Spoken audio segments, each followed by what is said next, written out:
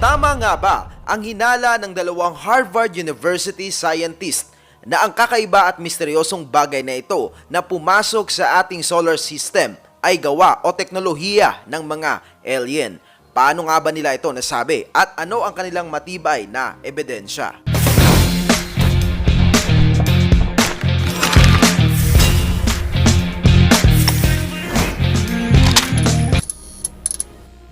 Noong October 19, 2017, habang nagmamasid sa outer space si Robert Werik, isang physicist at isang astronomer na nakabase sa Hawaii, gamit niya noong panahon na iyon ang Pan-STARRS, isang napakalaking telescope na naglalayong mag-obserba sa mga nangyayari sa kalawakan, tulad ng mga supernova explosions at kakaibang behavior ng mga planeta at mga stars.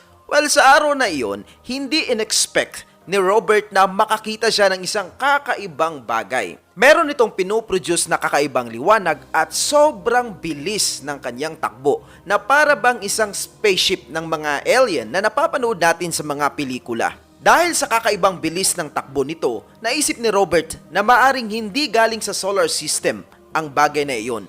Dahil tila ba hindi ito naiimpluwensyahan ng gravity na dala ng araw. Lahat kasi ng mga bagay na nakikita sa solar system, ang mga planeta, ang mga asteroids or mga comets ay naiimpluwensyahan ng gravity ng araw. Dahil sa density at napakalaking mass ng araw, lahat ng bagay na nasa paligid nito ay kanyang hinihila o pinupull due to gravity.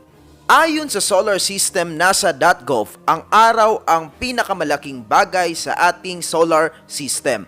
Dahil dyan, 99.8% ng mass ng ating sistema ay nagmula mismo sa kanya.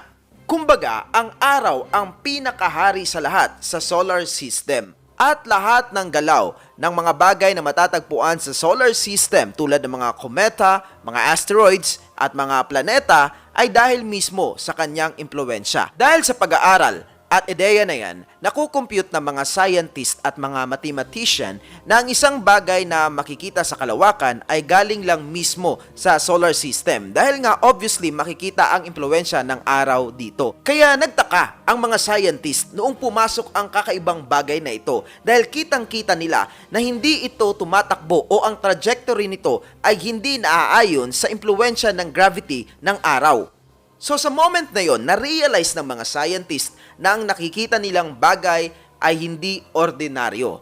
Na tila ba merong ibang nilalang na nagko-control nito na naging dahilan na naiiba ang trajectory at takbo nito sa mga bagay na makikita sa solar system. Napakaraming mga katanungan ng mga scientist, lalong-lalo na kung babalikan natin ang naging experience nitong si Robert Werik nung una niya itong makita. Hindi masyadong malaki ang bagay na ito. Mga nasa 100 to 1,000 meters ang kanyang haba. Yun nga lang napansin nga ni Robert na kakaiba ang takbo nito.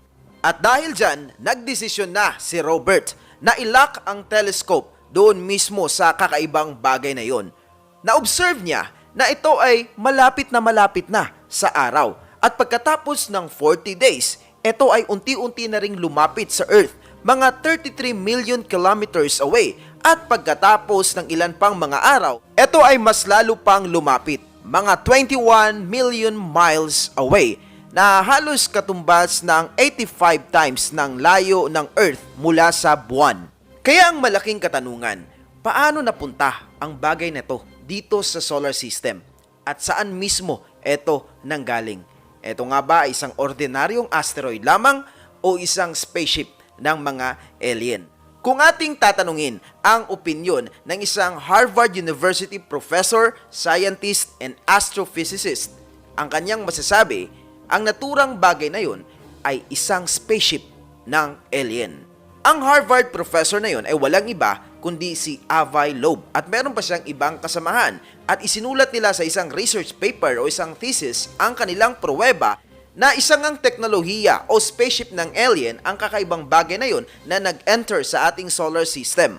Pero kung tatanungin naman ang ilang mga scientist, hindi sila naniniwala na ito ay isang teknolohiya ng mga alien, kundi isa lamang itong interstellar object mula sa isang interstellar space. Kapag sinabing interstellar, ang ibig sabihin nito ay space between the stars. Lahat ng espasyo sa kalawakan na hindi na under ng sistema ng isang star o ng isang araw ay tinatawag na interstellar space.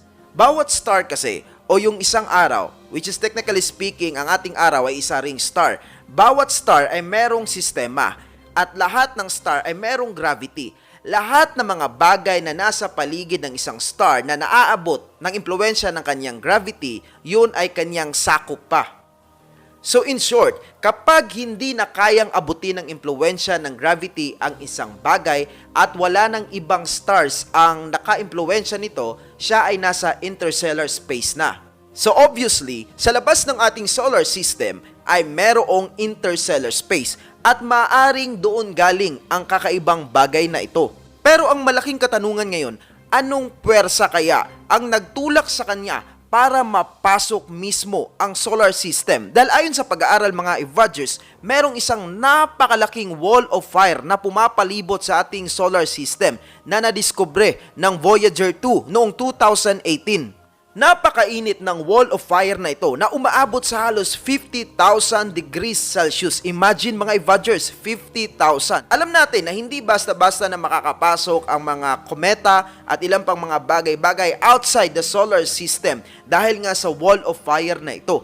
Kaya maaring tama ang teorya ng dalawang Harvard scientists dahil posibleng intentional talaga ang pagpasok ng kakaibang bagay na yun. Kumbaga, logically speaking, it takes a lot of force or very advanced technology para malagpasan yung napakainit na wall of fire around our solar system. Sa kasalukuyan, nahihirapan talaga ang mga scientist na matukoy kung ano ba talaga ang bagay na ito. Isa nga bang technology ng mga alien o isa lamang interstellar object na hindi under ng impluwensya ng araw?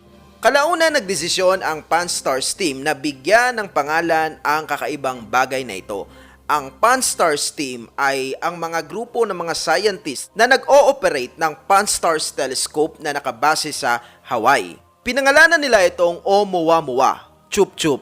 Kidding aside mga Evadgers, Oumuamua lamang. Ito ay isang Hawaiian word na ang ibig sabihin ay a messenger from afar, arriving first. Ang katotohanan niyan, matagal nang nag-aabang ang mga scientist, ang mga astrophysicist at ang mga astronomer ng mga bagay na dadaan sa ating solar system na nanggagaling mismo sa interstellar space mula pa noong 1970. Kaya sila ay sobrang emotional noong dumating ang Oumuamua.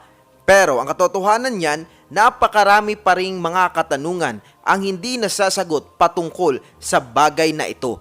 Pero kung kayo naman ang tatanungin mga Evadgers, ano nga ba ang Oumuamua? Ito nga ba isang spaceship ng alien o isa lamang interstellar object? Please comment down below kung ano ang inyong palagay. And I think that's all for today's vlog. Para sa marami pang konspirasiya, kakaibang kwento, political issue at mga reaksyon, patuloy lang na tumutok dito. Ako po si Evad PUP.